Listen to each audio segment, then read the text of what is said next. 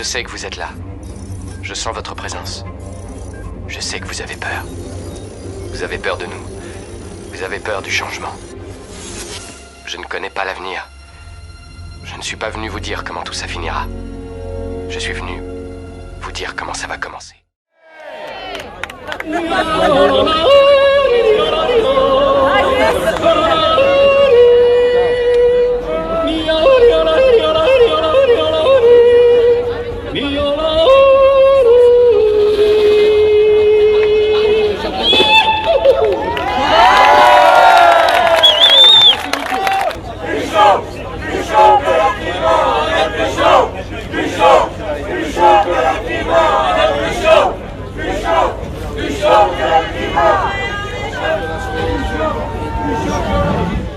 Bonjour et ravi de vous revoir aujourd'hui pour un nouveau reportage sur la chaîne Journalisme 2.0.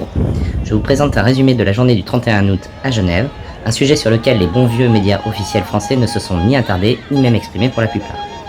On compte donc sur vous pour le partager partout, car malgré beaucoup de polémiques, il y a de nombreux points positifs à cette rencontre franco-suisse qui s'est déroulée hors de nos frontières. Ce reportage reprend quelques images et intervenants de cette journée.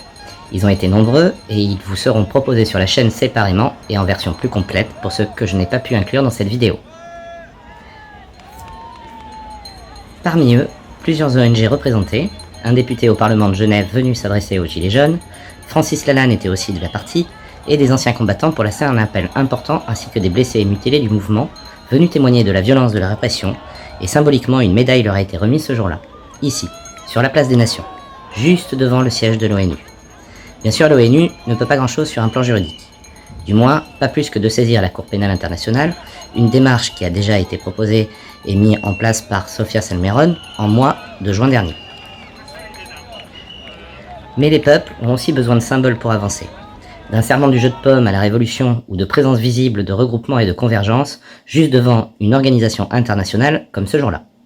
Sans oublier Petit Jean, le médic, ayant entamé une grève de la faim depuis 17 jours, sur cette place pour protester contre les abus et violences faites aux médics durant les manifestations, et pour réclamer aussi une entrevue avec Macron et Castaner pour s'entretenir sur ce sujet et sur les revendications du mouvement des Gilets jaunes. Un événement marqué de symbolisme donc en cette veille de rentrée, qui au vu des visages et de l'ambiance chaleureuse qui régnait sous un soleil de plomb, annonce déjà la détermination générale du mouvement pour cette rentrée. Des Gilets jaunes de tous les coins de France se sont donc donné rendez-vous, et c'est plus de 3000 personnes qui ont constitué une chaîne humaine sur plusieurs kilomètres. Un moment qui restera historique et important dans l'avenir de la collaboration avec les peuples voisins. Voici donc quelques passages de cette journée, riche en rencontres et en émotions.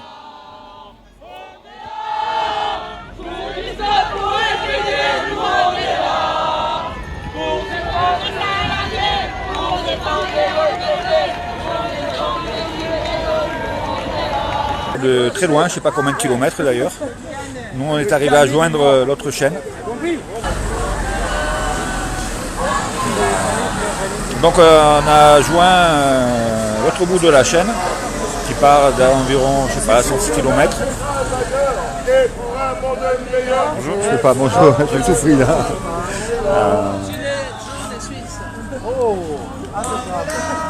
Voilà, comme on peut voir, ça part de là-bas et encore jusqu'à la place des Nations, là, on est à peu près 1 km.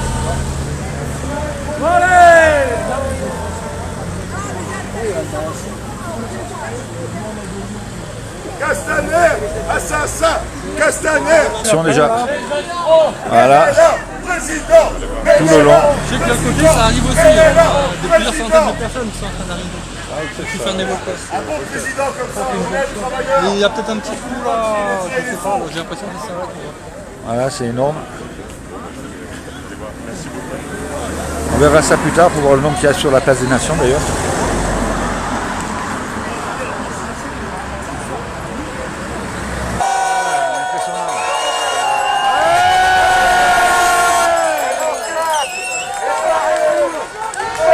Une marée jaune descend sur la place des Nations. Et après on dit que le mouvement est mort.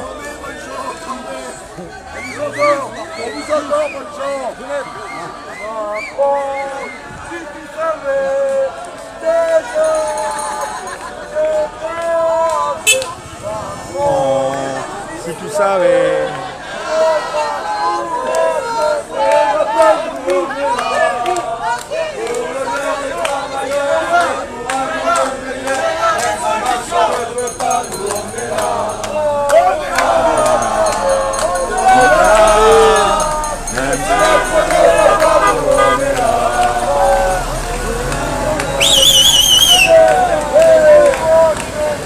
Et ça continue de descendre.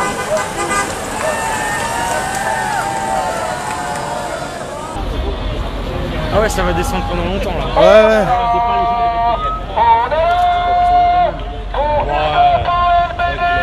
Je préfère Ziegler que Paris tout à l'heure.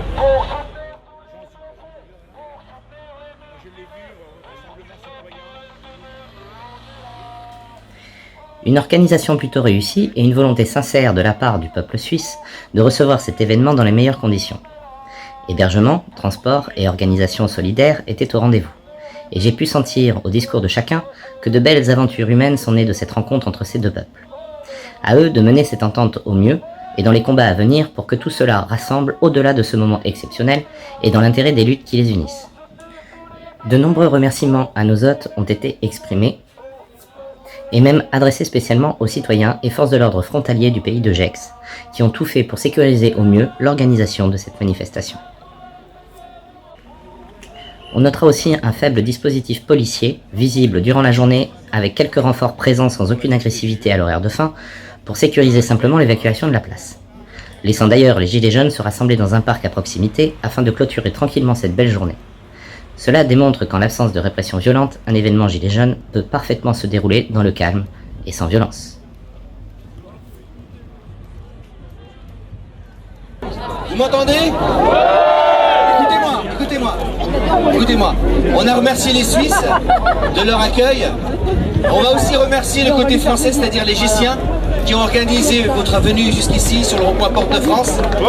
Parce que sans eux, rien n'aurait été possible. Donc les Gessiens sont venus voir ici les organisateurs Gilets jaunes suisses. Et donc un grand travail a été fait aussi par les Gessiens. Et les Gessiens, c'est une petite poignée d'hommes et femmes qui ont contribué à ce que ce travail ici soit là. Vous voyez, avec très peu de choses, on arrive à faire une énorme chose. Et ça, c'est grâce aussi aux Gessiens. Et pour les Gessiens, allez, allez. Pour les Gessiens, allez, allez. Pour les Il y a Francis Lalanne qui nous fait dire qu'il a réussi à faire une pétition qui réunit plus de 100 000 signatures pour traduire le président de la République et Castaner au tribunal. Et comme ça ne suffit, international, et comme ça n'a pas suffi, lui-même il a déposé en son nom une plainte, je ne sais plus l'endroit exact qu'il a fait, mais c'est très important. À la Cour pénale internationale. Et qui a été reçue. Oui. C'est une très très bonne nouvelle.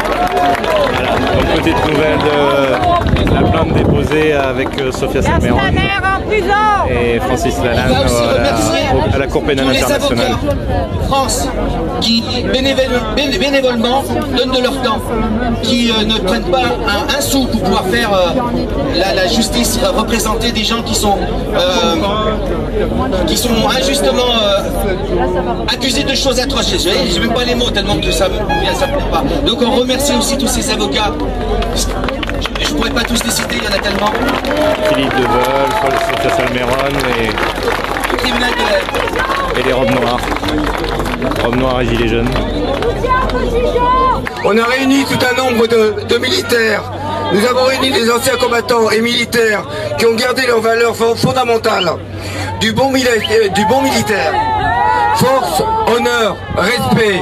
Ce qui a complètement disparu pour la police, bon, et certains gendarmes aussi qui... Pour leur faire passer le mot. On sera réunis tous ensemble, on arrivera à passer, mais il faut qu'on s'unisse. Ça veut dire que de chaque territoire, c'est les soldats qu'ils ont, il faut qu'ils reviennent avec nous. Et nous, on interviendra après chez eux. On va tourner dans toute la France. D'accord. On va faire, s'ils ont fait un an de service militaire et qu'ils ont ces valeurs, les mêmes valeurs que nous, honneur et respect, ils viennent avec nous. Je suis ici en tant que représentant de l'ONG UNESU. Et j'ai le plaisir de vous informer que nous avons obtenu un rendez-vous avec la direction de l'ONU ici à Genève, en compagnie de Petit Jean, qui a reçu un badge.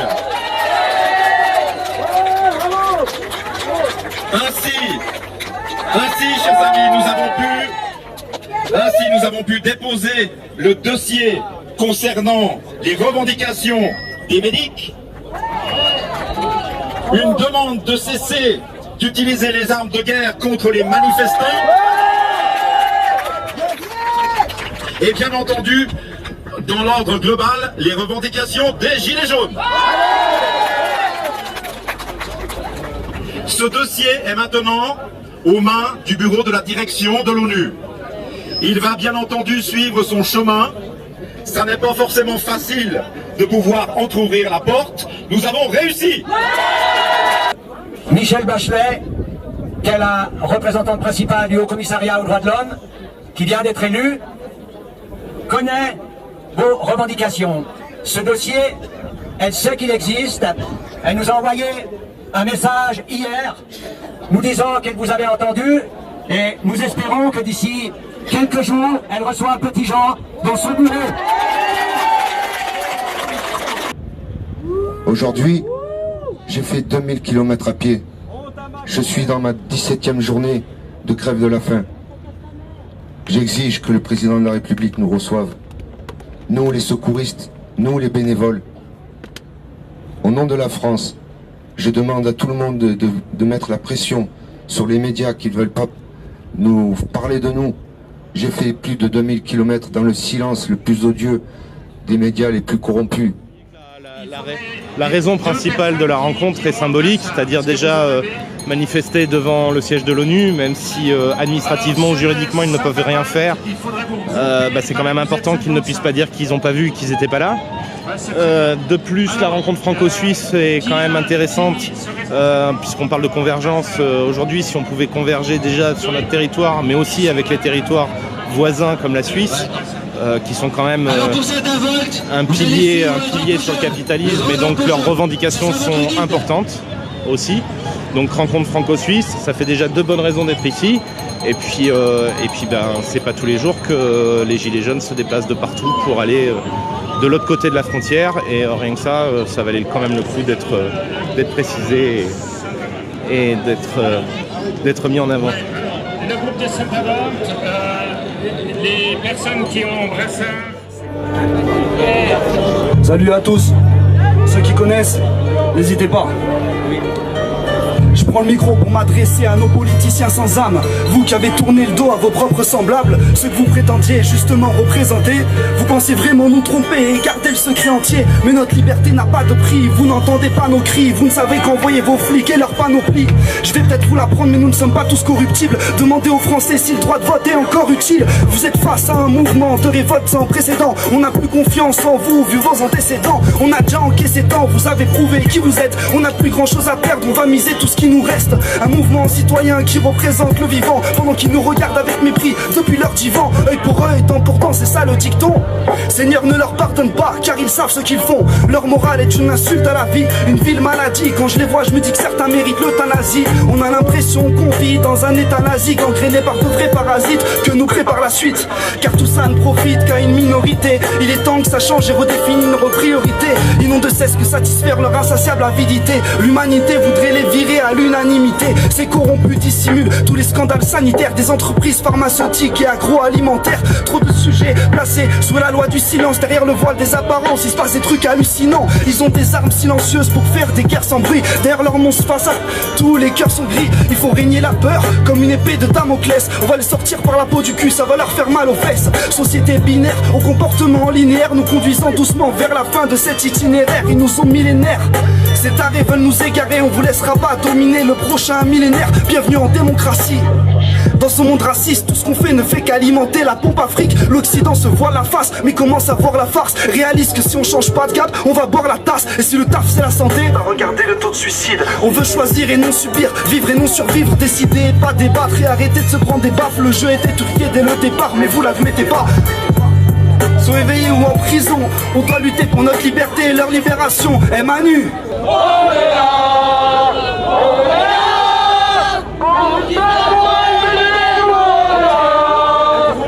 on vient te chercher, tu descends. On voudrait parler des réels intérêts que tu défends. Système de pédophile façon Frédéric Mitterrand, c'est sidérant. Mais je continuerai à dire tout ce qui dérange. Ils pourraient me faire passer pour déranger comme Stan Mayo, ou me buter pour avoir parlé comme Aaron Rousseau. Ils commettent tous les délits pour lesquels ils nous condamnent. Ils t'imposent leur délire afin de pervertir ton âme. Aucune vertu, moi tout ce que je vois c'est des voyous, des corrompus qui n'ont pas pu t'empathier qu'un caillou. Tu voulais la vérité, en voici la partie sombre. Un plan écrit à l'avance comme une partition.